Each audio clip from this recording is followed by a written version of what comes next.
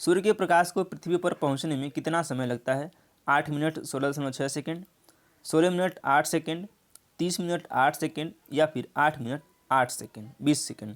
तो इसका आंसर आप सभी को पता होगा कि सूर्य के जो प्रकाश है उसको पृथ्वी तक पहुंचने में कितना समय लगता है। और यदि हम बात करें सेकेंड्स में तो ये लगता है 500 सेकेंड लगभग, लेकिन इसको माना गया है 8 मिनट 16.6 सेकेंड। ये ऑप्शन क्या है? सही है।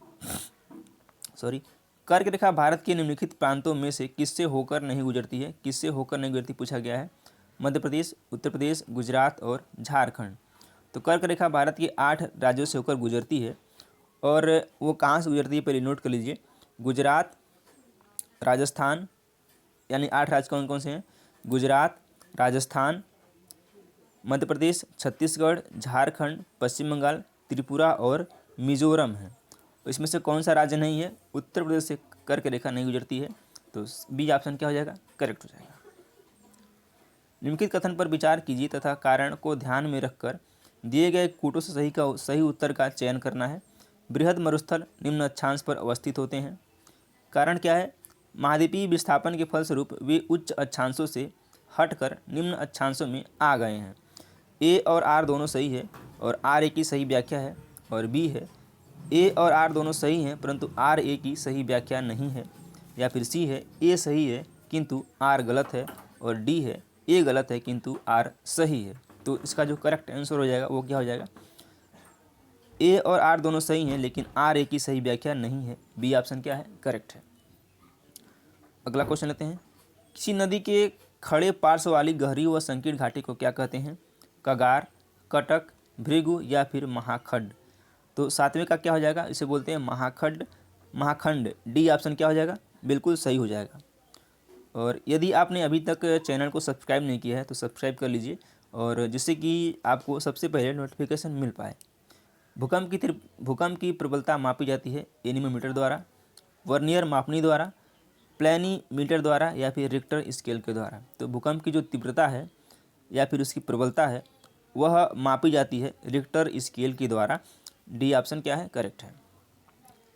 विक्षेप बल यानी कोरियालिस फोर्स उत्पन्न होता है वायुदाब के अंतर से, पृथ्वी के परिभ्रमण से, तापमान के अंतर से या फिर उच्चावची विषमता से। तो इस किससे उत्पन्न होता है? यह उत्पन्न होता है पृथ्वी के परिभ्रमण से। ऑप्शन नंबर बी सही है। निम्नलिखित में से कौन सा कथन असत्य है? असत्य है पूछा गया है। परत अपरदन में गहरी नालियाँ बनती हैं। चीका मिट्टी में कण बहुत महीन होते हैं। काली मिट्टी को रूसी भाषा में चरनोजम कहा जाता है। या फिर डी ज्वालामुखी क्रिया से बनने वाली मिट्टी ज्वालामुखी मिट्टी कहलाती है। तो 10वें का जो करेक्ट आंसर हो जाएगा ए, परत अपरदन में गहरी नालियाँ नहीं बनती हैं। ऑप्शन नंबर ए करेक्ट हो जाएगा। यानी कि परत अपरदन में गहरी नालियाँ बनती हैं, ये गलत है, नहीं बनती हैं। मिट्टी के आवरण का विनाश मृदा अपरदन क्या कहलाता है? वही कहलाता है। यानी कि जो उसके आवरण है, उसकी जो परत है, ये मिट्टी है, उसकी जो परत का जो विनाश होता है वही होता है मिट्टी का आवरण। ये 2 प्रकार का होता है, परत अपरदन तथा अवनलिका अपरदन। और भारत में मृदा अपरदन मरुस्थलीय के विस्तार, मानसूनी वर्षा और समुद्री लहरों द्वारा होता है। इन्हीं कारणों से होता है मृदा का अपरदन।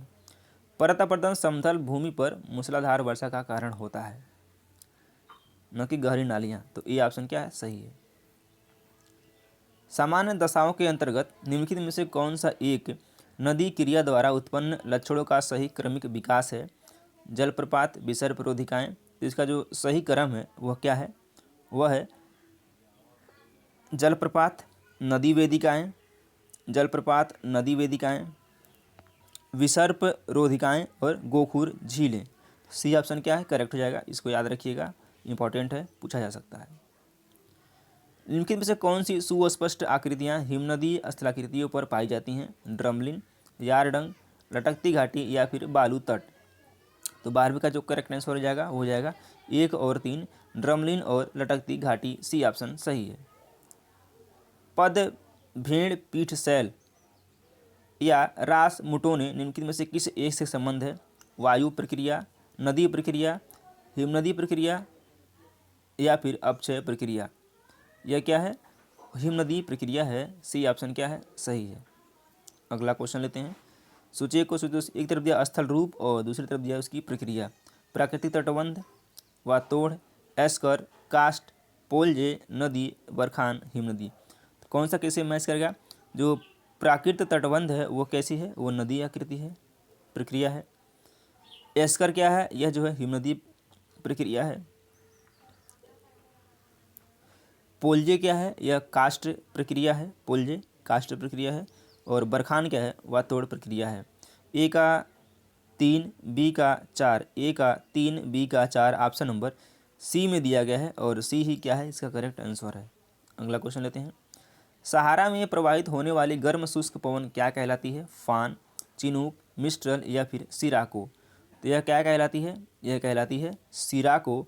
Option number D will be right. वायुमंडलीय संरचना में निम्नलिखित में से किस गैस का सर्वाधिक भाग है? ऑक्सीजन, नाइट्रोजन, आर्गन या फिर हीलियम। तो 16वें का जो करेक्ट आंसर होगा B for boy, option number B correct हो जाएगा। वायुमंडल की सबसे निचली परत है समताप मंडल, आयन मंडल, क्षोभ मंडल या फिर ओजोन मंडल। तो ये वायुमंडल की परत है क्षोभ मंडल, समताप मंडल, मध्य मंडल, आयन मंडल और फिर इसके बाद आता है बाह्य मंडल। तो सबसे निचली परत क्या है? यह है क्षोभ मंडल है। इसी को ट्रोपोस्फीयर भी कहा जाता है, ट्रोपोस्फीयर। तो याद रखिएगा सी ऑप्शन क्या है? करेक्ट है। और इसी को परिवर्तन मंडल भी कहा जाता है। परिवर्तन मंडल, क्षोभ मंडल या फिर ट्रोपोस्फीयर, इसी को बोला जाता है। अगला क्वेश्चन लेते हैं। निम्न वायुदाब केंद्र कहलाता है प्रति चक्रवात, कुहरा, चक्रवात या फिर वाताग्र। तो 18वें का क्या हो गया? सी हो जाएगा चक्रवात, सी ऑप्शन करेक्ट है। वायुमंडल की ओजोन परत पृथ्वी को बचाती है गामा किरणों से, एक्स किरणों से, क्लोरोफ्लोरोकार्बन से या फिर पराबैंगनी किरणों से। क्या है? आप 19 का डी हो जाएगा पराबैंगनी किरणों से। उत्तरी अमेरिका के कैलिफोर्निया, दक्षिणी अमेरिका के मध्य चिली और पश्चिमी ऑस्ट्रेलिया के दक्षिणी पश्चिमी छोर के तटीय क्षेत्रों में निम्नलिखित में से कौन सी जलवायु पाई जाती है? उष्णकटिबंधीय सवाना, भूमध्य सागरीय, आर्द्र महासागरीय या फिर निम्न अक्षांश स्टेप। तो 20वें का जो आंसर हो जाएगा वो हो जाएगा बी, ऑप्शन नंबर बी सही है। अगला क्वेश्चन लेते हैं और उम्मीद करते हैं कि आपको यह मज़ा आ रहा होगा। संयुक्त राज्य अमेरिका और कनाडा में रॉकी पर्वत श्रेणी के पूर्वी ढाल के साथ चलने वाली शुष्क स्थानीय पवन है फान, चिनूक, सिराको या फिर बोरा। यह क्या है? यह चिनूक, ऑप्शन नंबर बी सही है। अगला क्वेश्चन लेते हैं। निश्चित सीमा व निश्चित दिशा में तीव्र गति से बहने वाली जलराशि को कहते हैं प्रवाह, धारा, विशाल धारा या प्रवाह या फिर डी है जेट स्ट्रीम। तो 22 का क्या हो जाएगा? हो जाएगा बी, इसको धारा बोला जाता है और बी ऑप्शन क्या है? सही है। सर्वाधिक लवणता पाई जाती है लाल सागर में, मृत सागर में, अरब सागर में या फिर काला सागर में। तो जो सर्वाधिक लवणता है वह पाई जाती है मृत सागर में। क्या है? बी ऑप्शन क्या है? करेक्ट है। प्रमुख मत्स्य क्षेत्र ग्रैंड बैंक स्थित है दक्षिणी अटलांटिक महासागर में, दक्षिणी प्रशांत महासागर में, उत्तरी अटलांटिक महासागर में या फिर उत्तरी प्रशांत महासागर में। तो यह कहाँ है? यह है उत्तरी अटलांटिक महासागर में, ऑप्शन नंबर सी करेक्ट है। अगला क्वेश्चन लेते हैं। कैरिबियन सागर में उत्पन्न होने वाले तूफान को क्या कहते हैं? चक्रवात, हरिकेन, टाइफून या फिर चिनूक। तो इसको कहते हैं हरिकेन, ऑप्शन नंबर बी सही है। गल्फ